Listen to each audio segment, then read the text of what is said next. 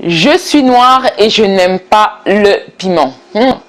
En fait, je vais te raconter une petite histoire. J'étais sur Instagram et j'ai vu une chef africaine qui mettait un post pour dire que voilà, écoute, que tous les noirs n'aiment pas le piment, que le piment c'est un aromate ou que c'est une épice ou je ne sais quoi, et que de toute façon, il y a des noirs qui n'aiment pas le piment. Et franchement, moi, ça a bugué dans ma tête et je me suis dit, mais j'ai jamais vu un Français dire je suis blanc et j'aime pas le roquefort. Je suis blanc et j'aime pas le camembert. Je suis blanc et j'aime pas le saucisson. J'ai jamais vu un Chinois dire je suis chinois et j'aime pas le soja. Ou un Indien dire je suis chinois et j'aime pas le tandoori ou j'aime pas le curry ou le curcuma.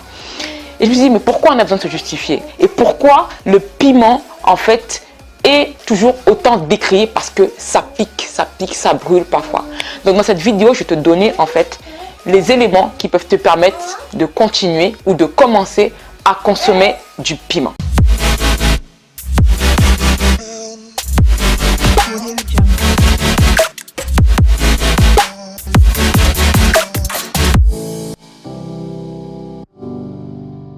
Donc bienvenue dans cette nouvelle vidéo. Donc voilà, donc tu vois le piment, ça fait partie des aliments en fait africains qui sont bien décriés, bien critiqués par toute la terre entière. Il n'y a pas un être humain, hein, à part peut-être ceux qui sont un peu dans les tropiques, qui parle mal du piment. Et voilà, et donc ça m'a inspiré un peu cette vidéo. Et cette vidéo m'a été inspirée aussi par le livre « Je suis noire et je n'aime pas le manioc ». Voilà, parce que la plupart des personnes, en fait, la plupart des occidentaux n'aiment pas le piment. C'est quelque chose qu'ils ne supportent pas, même à très petite dose. Et qu'est-ce qu'on fait? Concrètement, nous, qu'est-ce qu'on fait? On répète la même chose. Ah ouais, tous les noirs n'aiment pas le piment. Ok, c'est un fait. Tous les blancs n'aiment pas le camembert, tous les blancs n'aiment pas le fromage, tous les indiens peut-être n'aiment pas le tandoori. Ça, c'est un fait. Mais c'est pas parce que tous les noirs n'aiment pas le piment que le piment en soi est mauvais et qu'on ait besoin nécessairement de se justifier. Le piment a des bonnes vertus. Donc la première vertu, c'est que le piment est riche en polyphénol. Donc ce sont des corps chimiques qui sont très protecteurs, qui sont bons pour les artères, qui sont bons pour la santé. Et ces polyphénols, ils font quoi? Eh bien, quand tu cuis beaucoup les aliments, hein, quand tu cuis longtemps les aliments, il y a des corps qui se forment, qui s'appellent des AGE, Advanced Glycation Ends, donc des corps avancés de glycation. La glycation, c'est quoi? Je t'avais déjà expliqué. En fait, c'est le fait que quand on cuit longtemps un aliment, en fait, la protéine, en fait, un sucre va se fixer sur une protéine. Et cette protéine va devenir une protéine glyquée. Et en fait, c'est exactement ce qu'on mesure chez un diabétique. Un diabétique, on mesure l'hémoglobine glyquée. C'est en fait ce qui est dans le sang. En fait, l'hémoglobine, c'est ce qui transporte l'oxygène. Et cette hémoglobine-là, quand il y a trop, bien sûr, de sucre, en fait, et le sucre va se fixer sur la protéine. Et on mesure ça pour savoir si un diabétique a trop mangé de sucre.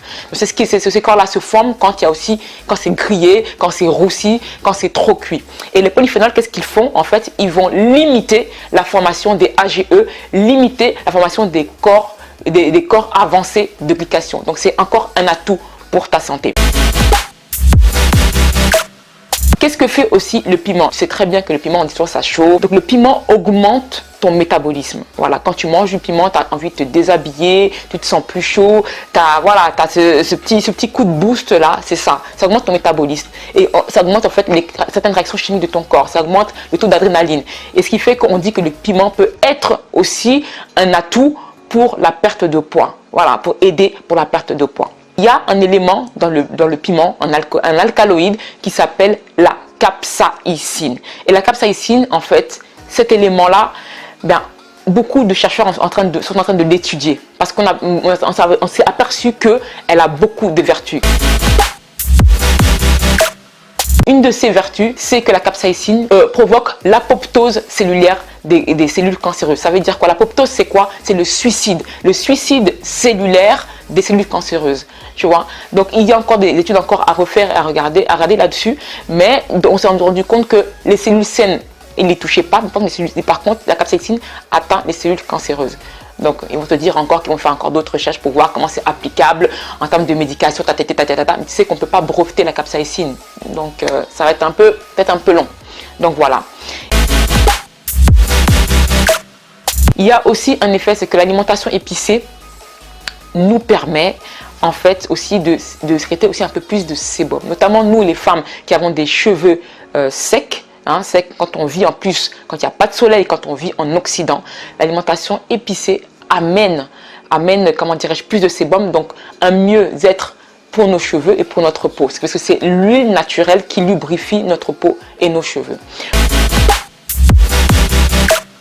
Maintenant, tu vas me dire, oui, le piment, ça brûle. Ouais, ça brûle. Mais quand aussi on le mange en bonne quantité, ils sont aussi aperçus que le piment pouvait tuer l'Helicobacter pylori. C'est une bactérie qui provoque des ulcères. Donc voilà.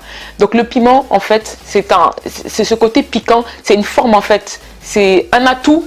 Un atout pour les plantes pour éviter qu'on les mange, pour éviter les prédateurs.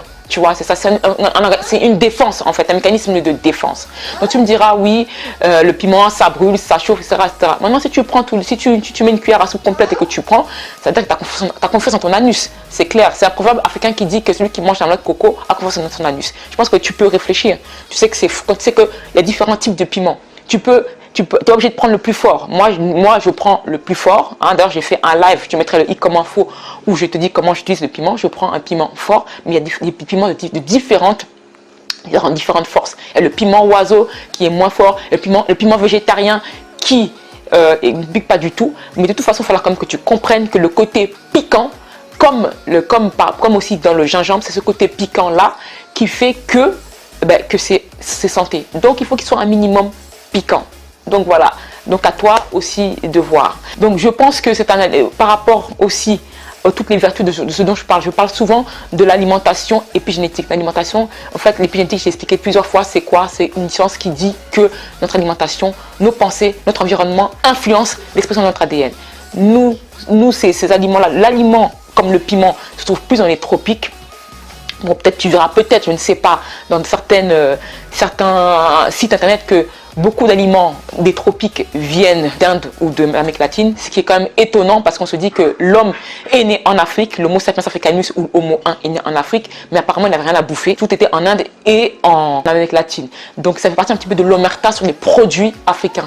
Je pense que c'est un peu fait exprès. Donc voilà. Donc pour moi, l'épigénétique, l'alimentation épigénétique, c'est l'alimentation qui se rapproche le plus de tes origines, le plus de ce que tes ancêtres mangeaient. Donc je pense que tu peux quand même commencer à épicer un peu ton alimentation avec un piment qui pique un peu, voir un peu si ça te plaît, Si vraiment tu n'aimes vraiment pas, passe sur d'autres épices. Mais si ça te plaît, tu peux essayer de tenter. Il y a aussi une astuce aussi à faire, c'est que je sais qu'il y a beaucoup, quand tu fais un plat en sauce, à base de tomates ou à base de la plat sauce de chez toi ou de ce que tu as l'habitude à faire, tu peux juste plonger le piment entier dedans et la sauce va s'imprégner juste un tout petit peu du piment, mais vraiment de manière légère. Donc voilà, c'est comme quand tu vas chez un médecin, tu ne prends pas toute la boîte. Tu vois, quand il te donne des doses, il te donne une posologie à suivre. Il te donne 1 gramme, je sais pas, fois 3 par jour, par exemple, pour du paracétamol. Le piment, c'est pareil, il faut en prendre à dose modérée. Voilà, tout simplement. Et voilà, cette vidéo, c'est là pour dire que voilà, il faut arrêter de diaboliser certains aliments africains, se rapprocher des aliments de ton origine pour pouvoir être bien, pour pouvoir, t'aider à être bien, en bonne santé et à perdre du poids si c'est ton objectif. Donc voilà, la vidéo elle est terminée. N'hésite pas de liker, de partager si elle t'a plu. Je ferai une autre vidéo aussi sur le gingembre aussi. Peut-être pourquoi je suis noire et je n'aime pas le gingembre, pourquoi pas. Et voilà, et je te dis à bientôt pour une nouvelle vidéo.